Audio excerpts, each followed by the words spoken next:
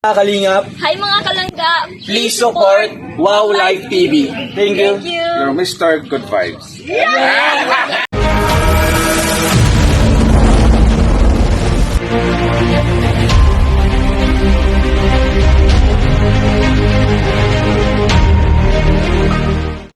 Guys, mega love shoutout sa lahat. Katapos po ng live ko kanina, no? Andiyan po sila sa Miss Sims Life. Mag-hi ka, Miss Sims Life. You know? Kagaling lang po niya sa sakit na magaling na siya. So, may content ngayon, no? Bagong natin pag-usapan, guys. Suportahan po natin siyempre ang buong Team Kalingap. Kuya Val Santos Matubang, Kalingap Rap, Atina Vlogs, sa lahat ng Team Kalingap, guys. Saka sa lahat ng mga Kalingap Charity Vloggers, Kalingap Partners, Roel of Malalag, Kalingap Roel, Lucille Morales Vlogs, sila po ni Kalingap Away, Kalingap Angeli, Kalingap Dan, Kalingap John Lendon, Kuya Brox, My Timmy, basta sa lahat po, Vincent Caliada, suportahan po natin, guys. Morales Family and Matubang Family, suportahan po natin, saka sa Roboy syempre. So ito na nga, another basher na po ang i-content natin ngayon. Nakarapat dapat i-content talaga kasi hindi ko rin nagustuhan yung kanyang comment na medyo parang hindi nag-aral yung pag-comment niya dito parang galit na galit talaga sa dalawa kay Dudong Robert tsaka kay Langgares. Pero napansin ko, guys, presual nga kung pogi ako. Pogi naman siguro, no? Randy Santiago. Kasi sabi nga dito kasi shoutout sa no? Shoutout nga pala sa'yo kay ma'am kay ma'am Lynn Liv ba to? Lim kasi letter V yung huli. Kay Liv Alvarado Ganayo. Ma'am, mawalang galang po sa inyo. Magandang gabi, magandang araw po sa inyo kung taga saan ka man. So ito na po ang content ko sa iyo, ma'am. Hindi po kita babastusin. Hindi kita babastusin, ma'am. Hindi naman ko kagaya sa iyo Hindi rin kita iinsultuhin kagaya sa iyo. Magkaiba po tayo ng ugali. Na content lang kita, ma'am. I-content kita in a good way or in a nice way. Kasi ang sabi mo kasi dito sa maglangga namin, nakakainis over OA or overacting kasi hindi naman kami bobo para hindi po ako bobo para hindi po maintindihan yung sinasabi mong letter O at saka letter A. OA, overacting. Parang mag-asawa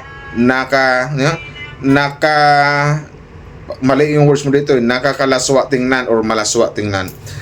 Ano pong ginawa? Matanong ko lang po sa inyo, ma'am. Paano yun po nasabing malaswa tingnan yung dalawa? Nakita nyo bang naghubot-hubad yung dalawa, ma'am, sa harap ng cam? Nakita nyo bang nakabikini or nakabikini sila or magkayakap sila nakahubot-hubad? Matanong lang po kita. Kasi kung ganyan po ang ginawa nila, ma'am, susuportahan pa kita sa sinabi mo na malaswa talaga tingnan. Yun po yun. Kasi sabi mo dito, nakakainis OA para mag-asawa. For your information, ma'am, hindi po sila mag-asawa. Mag-boyfriend-girlfriend po sila. Yun po yun. Tsaka hindi naman po kung ano po yung nasa isip nyo na kung ano yung maglangga namin, maling-mali po kayo. Hindi po sila ganun kung ano po yung iniisip nyo. Mga mabubuting tao po yan at mayroon pong mga disiplina sa magulang yung mga batang yan. Baka hindi po kagaya sa'yo. Iwan ko lang sa'yo kung may disiplina ka sa magulang mo. Kasi nakita ko sa Facebook mo, may pamilyadong tao ka na. Pero sa comment mo kasi, ang pangit kasi ng comment mo.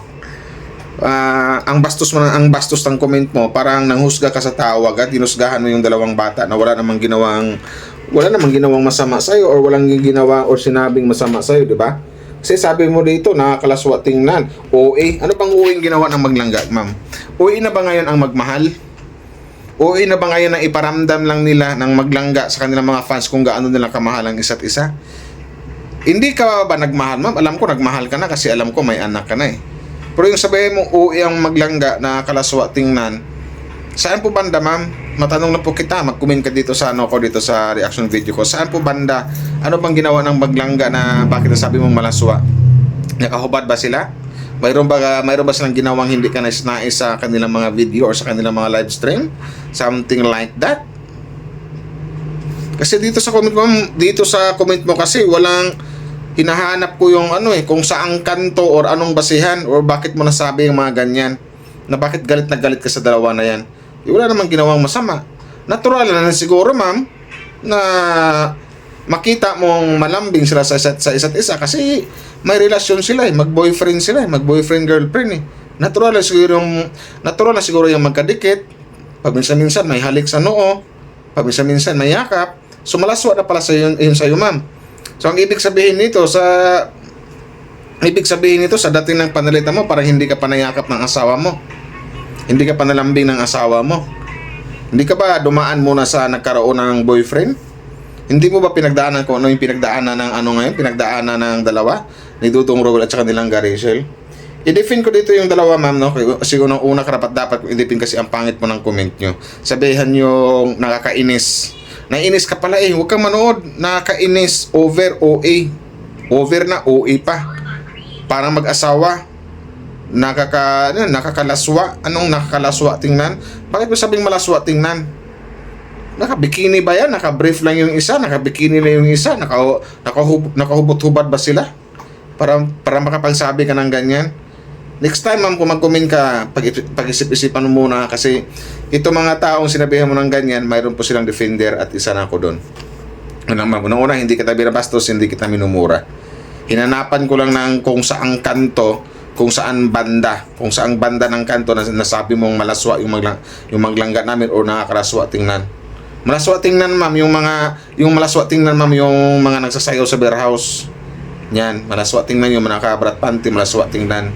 Yung mga naka-brief lang, yun yung malaswa tingnan. Pero ang ginawa ng Balangga sa tuwing live, tuwing vlog nila, wala naman. Formal naman sila, maayos yung suot. Malambing lang sila sa isa't isa. Parehong palangiti, parehong palatawa, parehong mabungis-ngis, parehong mapagmahal. So yun pala yung malaswa sa ma'am. Next time, ma'am, huwag kayong mag-comment ng ganyan kung kung ayaw mong maribata ng ganito. Kasi ako pa lang to, medyo mabait pa yung pagriribat ko sa'yo. Kung ibang reactor na medyo mabigat din magsalita, baka dumating pa sa punto mamura ka. Or doon sa mga ibang fans, mabasa yung comment mo, baka mamura ka, mabastos ka. Kung ayaw mo pong gawin sa iyo, huwag mong gawin sa iba. Kung sabihan ka malaswa ka din, or malaswa kayo mag-asawa. For example lang, ma'am. Hindi ko sinabing malaswa kayo mag-asawa, ha? For example lang, halimbawa lang, in Tagalog pa, in Bisaya pa pananglitan. For example lang, kayo mag-asawa, sabihang ang lalaswa nyo tingnan, o tingnan, nakakainis, nakakaasar, nakakapikon. Hindi ka rin ba magalit? Magagalit ka siyempre. So una wala namang ginawang malaswa yung dalawa. Para pagsabihan mong nakakalaswa tingnan, my God. Wag po ganun, Ma'am Lynn or Liv. Bato kasi letter V yung panghuli mo. Liv Alvarado Ganayo. Wag po ganun mag-comment, ma'am. Kasi dito sa itsura mo pa lang, kita ko palaban to. Parang ang dating to, maldita yung dating mo eh. Pero wala akong pakialam, ma'am. Basta wala akong ginawang masama sa'yo. Na-content lang kita kasi ang papangit ang pinagsasabi mo sa maglangga namin. So next time, ma'am, ha, be careful na lang po sa mga sabihin mo kasi gaya ng sinasabi ko kanina, mayroon pong reactor or defender ang maglangga. Isa na po nung si Wow Life TV. Naiinis ka pala, ma'am. Huwag ka nang manood. I-block mo na lang. Huwag ka nang manood. Huwag kang gumaya sa ibang mga basher dito sabing maglangga na araw-araw nanonood at araw-araw nang babas. Di parang may mga tililing, parang may mga saltik. Galit na galit pa sa maglangga namin. Galit na galit sila. Inis na sila. Pikon na pikon sila. Gaya sa'yo. O bakit pa nanonood? Bakit nanonood kayo? Huwag na kayong manood. Manonood lang kayo para mainis kayo. Manonood lang kayo para mangbas kayo. Manonood lang ba kayo para pagsabihan nyo maglangga na OA? Overacting? Malaswa? Walang basehan yung mga pinagsasabi mo, ma'am. Sampal yan sa pagkatao mo, ma'am. Ano bang ginawang malaswa? Mag-comment ka dito sa upload ko, ma'am. Ano bang ginawang malaswa ng maglangga? Yung makayakap sila? Malaswa na ba yun sa'yo? Malaswa. Kung nakayakap sila tapos nakahubad, yun yung malaswa. Maayos na yung suot nila, formal yung suot nila. At saka mababait na mga bata yan, ma'am. Huwag po ganun. You're so bad. Hindi kita binabastos dito, mama. Pinapakilala lang kita dito sa mga Rosel fans na ikaw, Lynn Alvarado Ganayo, isa ka sa mga nangbabash or galit dito kay Rowell at kay Rachel or sa maglangga namin. So yun lang po, ulitin ko, wag na kung nakaramdam ka ng uwi ang maglangga, naiinis ka kasi sabi mo dito nakakainis, overacting na, over na, sabi mo, wag ka nang manood kasi nagmukha ka ng tanga-tanga or syungak-syungak or aning-aning kung araw-araw ka nanonood tapos nagagalit ka sa dalawa. Wag na lang po, pinapahirapan nyo lang po yung sarili nyo. Yun lang. Hindi ko alam kung saan ako kukuha ng ng tamang sagot kung bakit nanonood ka pa. Araw-araw kang nanonood tapos nagagalit ka naman. Wala kayong pinagkaiba sa ibang fans ng Rochelle. Sa ibang basher ng Rochelle na araw-araw nanonood at araw-araw nang babash. So magkakasala ka pa sa Diyos, ma'am. Kasi nung una itong mga taong sinabihan mo o itong mga batang sinabihan mong mga malaswa tingnan or nakakainis, overacting, bad na yun, ma'am. Yung mga taong yung sinabihan mo, wala pong ginawang masama sa'yo. Hindi ka sinabihan ng ganun ng mga batang to. Unang-una, hindi mo sila kilala, pero kung makapag-comment ka, para magkapit-bahay lang kayo. Parang magkakilala kayo. Ilagay mo sa isip, ma'am, na sukmid to social media to. Kung nagtataka ka kung bakit na-content kita, nasa social media ka, ma'am. Nasa YouTube ka, or nasa Facebook ka. Pinagsalitaan mo or pinagsabihan mo ng masama yung maglangga namin, natural na din siguro na iko-content kita. So sana maintindihan mo yun at huwag mong ikagalit. At wala naman sigurong ikagalit sa mga pinagsasabi ko kasi binabalik ko lang din sa'yo kung ano yung mga sinasabi mo sa maglangga namin na sinabihan mong OA at nakakainis at malaswa tingnan. Uulitin ko, ma'am, itanong ko sa'yo, saan banda bakit nasabi mong malaswa yung, o nakakalaswa, malaswa tingnan yung maglangga namin? Yun lang, mama, hindi po kita hinahaway dito. Uulitin ko, binabalik ko lang sa'yo. Kung naiinis ka, ulitin ko, huwag kang manood. Manood ka lang sa iba. Maraming pwedeng panoorin na, no? B-Max, or yung sikat ngayon na hindi pa mauli-huling si Kibuloy, or sa politics. Manood ka doon, mga balita. Or magsimba ka na lang, manghingi ka ng tawad sa Diyos. Kasi nakagawa ka ng kasalanan sa mga taong hindi mo naman kilala at sinabihan mo ng mga masasakit na salita na nakakainis, overacting, at saka malaswa. Yun na po, ma'am. Huwag mong hintayin na ang karma pa yung lalapit sa'yo. Kasi pag ang karma, digital ngayon ang karma, ma'am. Maya andyan na yun sa'yo. Yun na lang po. Basta next time, ma'am, wag na po kayo magsalita ng masama kasi pangit yun, ma'am. At saka kung ayaw nyo makontent ng mga defender or ayaw nyo makontent ni Wow Live TV, tigilan nyo pong maglangga namin. Ulitin ko, kung naiinis kayo, o di, skip nyo na. Huwag nyo na panoorin yung mga video na maglangga namin. Hindi yung nagmukha kayong mga syungak-syungak, naiinis pala kayo, na overacting pala, bakit kinanonood? Araw-araw kinanonood, huwag nyo nang panoorin.